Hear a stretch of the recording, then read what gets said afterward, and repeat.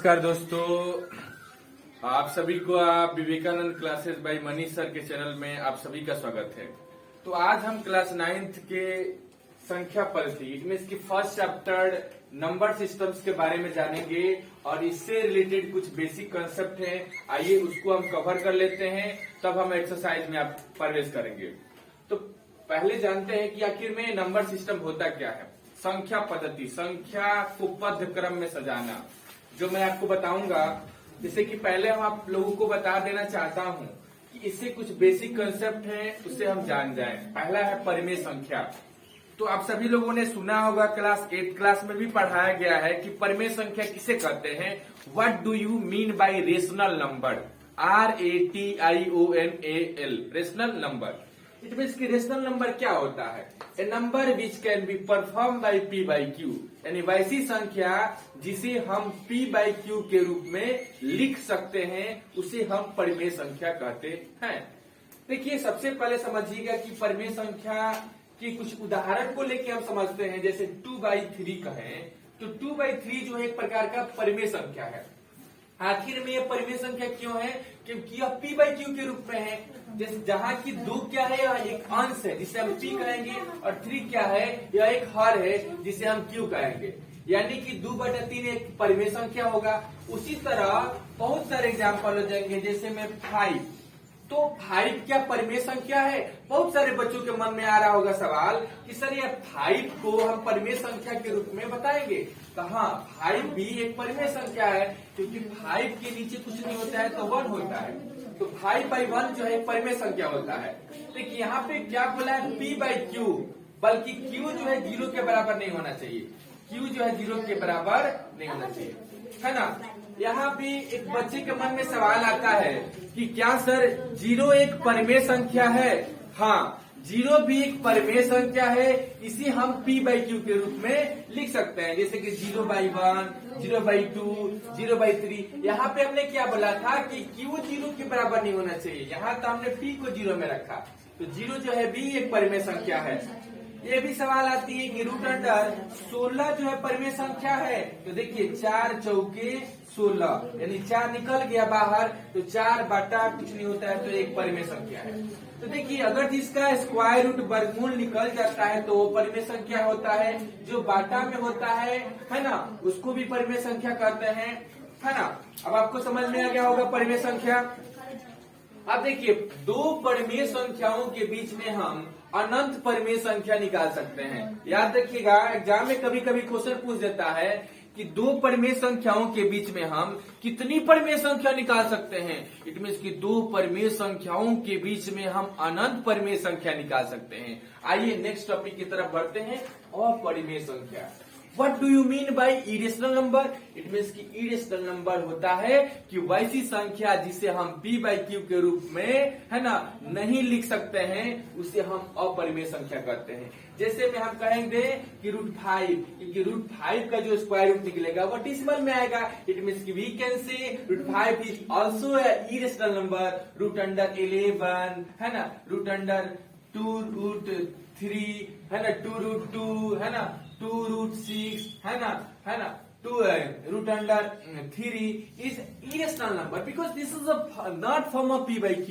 So this type of numbers that is called irrational number. इन सभी संख्याओं को हम अपरिमेय संख्या के रूप में लिखेंगे। अगला टॉपिक आता है वास्तविक संख्या, यानी कि रियल नंबर क्या होता है। What do you mean by real number? यानी कि the combination of rational number and irrational number is called real number. यानी कि परिमेय संख्या और अपरिमेय संख्या के मिले जुले रूप को जो है हम यानी वास्तविक संख्या कहते हैं। यानी कि जैसे कि देखिए, √5 भी जो है यानी रियल नंबर है, और 5/6 भी रियल नंबर है। क्यों है? क्योंकि देखिए इनका मिला जुला रूप, यानी कि दोनों भाई जो है वास्तविक संख्या के रिलेशन में आ गए। यानी इनको हम बना सकते हैं पापा, और ये है दोनों इनके बेटा। यानी कि समझिए, यह है फादर, और इनके 2 सन परिमेय संख्या और अपरिमेय संख्या। तो आप सबको समझ में आ गया होगा। अगला होता है पूर्ण संख्या। It means whole number. It means कि होल नंबर क्या होता है, यानी कि all the counting number together with zero are called whole number. यानी कि प्रकृत संख्या में अगर जीरो मतलब जुड़ जाता है तो उसे पूर्ण संख्या कहते हैं। जैसे देखिए 0, 1, 2, 3, 4, 5 these all examples are whole number because है ना included with zero है ना 1, 2, 3, 4, 5 है ना। तो आप सभी को पूर्ण संख्या भी समझ में आ गया होगा। अगला टॉपिक होता है प्रकृत संख्या यानी natural number. What is natural number? यानी all the counting number is called natural number. यानी गिनती की सभी संख्याओं को जो है हम प्रकृत संख्या कहते हैं। लेकिन एक चीज है, नोट करिएगा, गिनती की संख्या जो है वह 1, 2, 3, 4, 5 से शुरू होता है। यानी गिनती की संख्या 1 से शुरू होता है और जो है यानी कि पूर्ण संख्या 0 से शुरू होता है। नेक्स्ट टॉपिक होता है हमारा अभाज्य संख्या। तो अभाज्य संख्या क्या होता है? यानी कि a number which having only 2 factor, यानी वैसी संख्या जो एक से कटे और अपने आप से कटे उसे हम क्या कहते हैं? अभाज्य संख्या कहते हैं। जैसे कि आप देख सकते हैं 2, तो 2 किससे किससे कटेगा? एक से कटेगा और 2 से कटेगा। यानी कि 2 इज ऑल्सो कॉल्ड है ना prime number because it's have only 2 factor है ना। 3, तो देखिए 3 के कितने फैक्टर हैं? 3 किसके किसके टेबल में आता है? 1 के टेबल में और किसके? 3 के टेबल में। किसके? 3 के टेबल में। तो आप सबको समझ में आ गया होगा। उसी तरह 5 को कह सकते हैं तो 5 हैज ओनली 2 फैक्टर। क्यों? क्योंकि 5 1 से कटेगा और 5 से कटेगा। बच्चे के मन में ये भी सवाल आता है कि सर आपने जो है 2 को बोल दिया अभाज्य संख्या, लेकिन क्या एक यह अभाज्य संख्या हो सकती है? बिल्कुल नहीं हो सकती है। क्यों नहीं हो सकती है? क्योंकि एक के केवल एक फैक्टर होते हैं। यानी एक जो है केवल एक के ही पहाड़ा में आएगा, बाकी किसी पहाड़ा में नहीं है। लेकिन अभाज्य संख्या कहता है कि number which having only 2 factor, कम से कम 2 फैक्टर हो, लेकिन एक के तो एक ही फैक्टर आ रहा है ना। तो ये रहा हमारा बेसिक कॉन्सेप्ट और इससे हम अगर समझ लेते हैं तो हम अगर एक्सरसाइज में प्रवेश करते हैं तो हमें किसी भी प्रकार का परेशानी नहीं होगी। तो एक्सरसाइज में क्वेश्चंस कुछ हार्ड नहीं है। आइए 1-2 क्वेश्चंस को हम देखते हैं इस वीडियो में और अगले वीडियो में जो हम एक्सरसाइज 1.2 की क्वेश्चंस को कवर करेंगे है ना। अगर आपको वीडियो में किसी भी प्रकार का किसी भी पॉइंट में अगर आपको प्रॉब्लम होता है तो कमेंट बॉक्स में आप जरूर लिखकर बताएं कि सर हमें इस टॉपिक पर थोड़ी सी डाउट है, सर इस टॉपिक को जो है सर आप हमें बोर्ड पर बता के क्लियर करें। अगला जो है एक्सरसाइज 1.1 में क्वेश्चन है कि क्या 0 एक परिमेय संख्या है? इसे हम p/q के रूप में लिख सकते हैं। देखिए मैंने अभी बताया कि परिमेय संख्या जो p/q के रूप में हो और ये भी बताया कि 0 भी एक परिमेय संख्या है। क्यों परिमेय संख्या है? क्योंकि 0 एक परिमेय संख्या इसलिए है कि 0 को हम p/q के रूप में लिख सकते हैं। हाँ, 0 एक परिमेय संख्या है ना। यहाँ पे आप लोग लिख लीजिएगा, हाँ 0 एक परिमेय संख्या है, इसे हम p/q के रूप में लिख सकते हैं। जैसे एग्जाम्पल में बता दीजिएगा 0/1, 0/2, 0/3, इट्स मेनी एग्जाम्पल है ना बिकॉज 0 इज रेशनल नंबर। अगला क्वेश्चन है कि आप जो है 2 परिमेय संख्याओं के बीच में परिमेय संख्या ज्ञात करें। जैसे कि यहाँ पर बताया गया है कि 3 और 4 के बीच में जो है आप कम से कम 5 परिमेय संख्या ज्ञात करें। तो इस तरह का अगर क्वेश्चन होगा तो आप कैसे निकालिएगा? तो यहाँ पर सबसे पहले आप मान लीजिए कि a बराबर 3, b बराबर 4 है ना, और कहे कि 5 परिमेय संख्या निकालिए है ना, 5 परिमेय संख्या निकालिए। तो 5 आप लिख दीजिए। अब देखिए आपसे कहे कि ये परिमेय संख्या कैसे निकालेंगे तो याद रखिएगा पहला क्या माने है 3 और 3 क्या है? परिमेय संख्या है। क्यों है? क्योंकि बटा में कुछ नहीं तो क्या है? 1 है। और देखिए जितना परिमेय संख्या आपको निकालने के लिए बोले उसमें क्या करिएगा? 1 बढ़ा दीजिएगा। जैसे यहाँ पे 5 बोला है ना तो 5 में आप 1 बढ़ा दीजिए, 6 हो गया। और आप 6 को अंश से भी गुना करिए और हर से भी गुना करिए। 6 में 3 से तो 18। क्या क्या 18। और देखिए 6 में 1 से गुना करिएगा तो 6। फिर नेक्स्ट क्या है हमारा 4, तो 4/1 और उसमें क्या करना है, अंश से 6 से गुना करना है और हर से भी 6 से गुना करना है। तो 6 में 4 से 6 चौका 24 और 6 में 1 से 6। है ना। तो यहाँ पे हम क्या देख रहे हैं कि यहाँ पे हमारे दो परिमेय संख्या निकल गया 18/6 और 24/6। अब इन्हीं के बीच में हमें क्या करना है, 5 परिमेय संख्या निकालना है। तो 18/6, 19/6, 20/6, 21/6, 22/6 और 23/6 और 24/6। आपको समझ में आ गया होगा, है ना। अब आइए हम नेक्स्ट क्वेश्चंस को कवर करते हैं, है ना। तो देखिए अगला क्वेश्चन है कि 3/5 और 4/5 के बीच में 5 परिमेय संख्या ज्ञात करिए। तो अभी हमने बताया कि कैसे निकालते हैं। तो सबसे पहले हम E बराबर ले लेंगे 3/5, है ना, और B बराबर क्या ले लेंगे 4/5, है ना। और 5 परिमेय संख्या बोला है तो N बराबर ले लेंगे 5।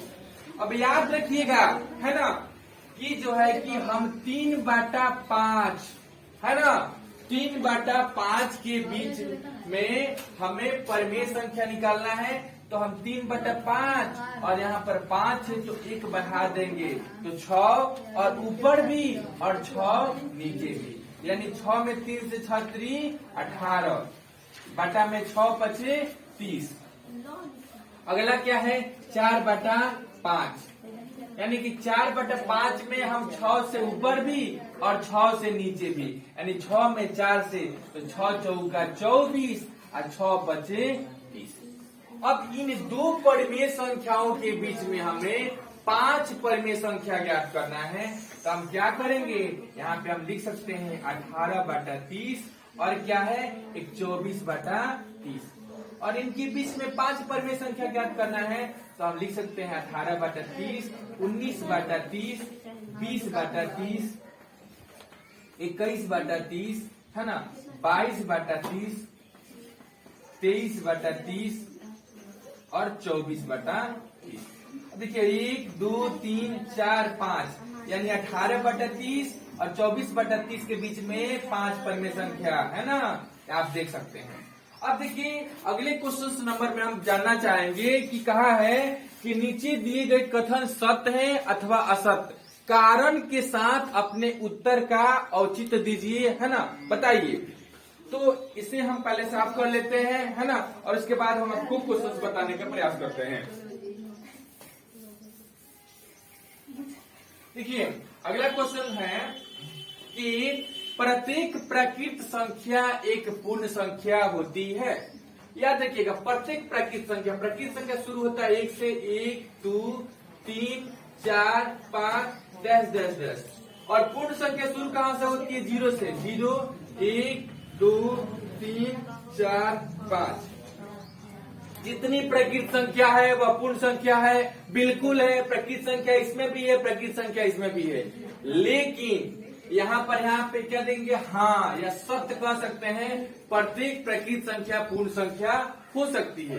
लेकिन याद रखिएगा, क्या याद रखिएगा कि अगर आपसे कहे कि प्रत्येक पूर्ण संख्या प्रकृत संख्या होती है, प्रत्येक पूर्ण संख्या, तो पूर्ण संख्या में क्या आता है 0, और जो कि प्रकृत संख्या वह नहीं होता है। बच्चे थोड़ी सी गलतियां कर देते हैं और इन छोटे छोटे बिंदुओं पर हम सभी लोगों को खास कर जो है ध्यान देना चाहिए।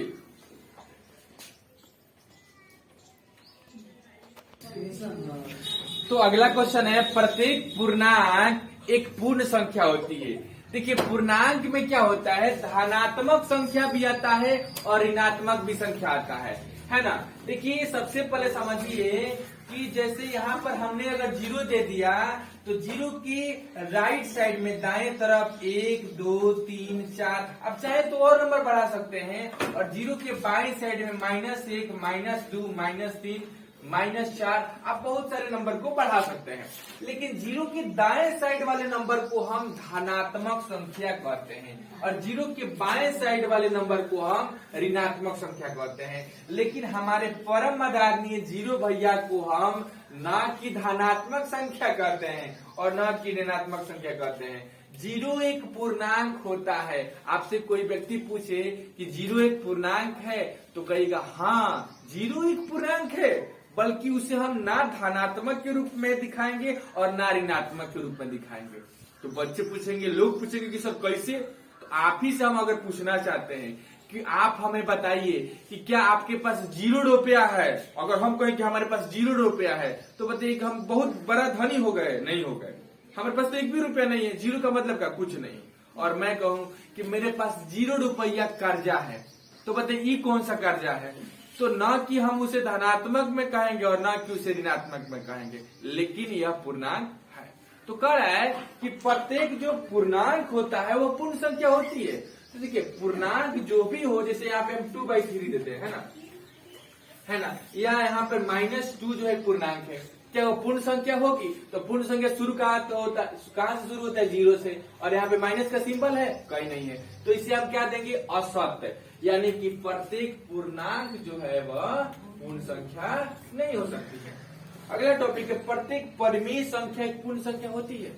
प्रत्येक परिमेय संख्या, बताइए परिमेय संख्या 5/6 होता है, पाटा में है। अब क्या पूर्ण संख्या जो है वह 0, 1, 2, 3, 4, 5, 6 चला गया, है ना? तो इसे हम जो है यानी कि परिमेय संख्या को हम पूर्ण संख्या के रूप में नहीं दिखा सकते हैं, है ना? तो आपको ऑलरेडी समझ में आ गया होगा कि प्रत्येक जो है परिमेय संख्या जो है एक पूर्ण संख्या नहीं होती है ना? अगर आपको किसी भी प्रकार का समस्या हो तो आप हमारे कमेंट बॉक्स में लिखकर बताएं। अगले वीडियो में जो है आपको और अच्छा से और बेहतरीन क्वालिटी में जो है Vivekanand classes by Manish sir का चैनल जो है आप सभी छात्र एवं छात्राओं के लिए जो है विवेकानंद क्लासेज जो है हमेशा आपके लिए जो है ना सेवा देते रहेगा। बशर्ते केवल आप लोग हमारा सहयोग बनाए रखिए, है ना? हम आपको हर एक प्रकार का वीडियो जो है अपने चैनल के माध्यम से कराएंगे। अगर आपको किसी भी प्रकार का समस्या हो तो आप जो है ना कमेंट बॉक्स में लिखकर बताएं। ओके, धन्यवाद।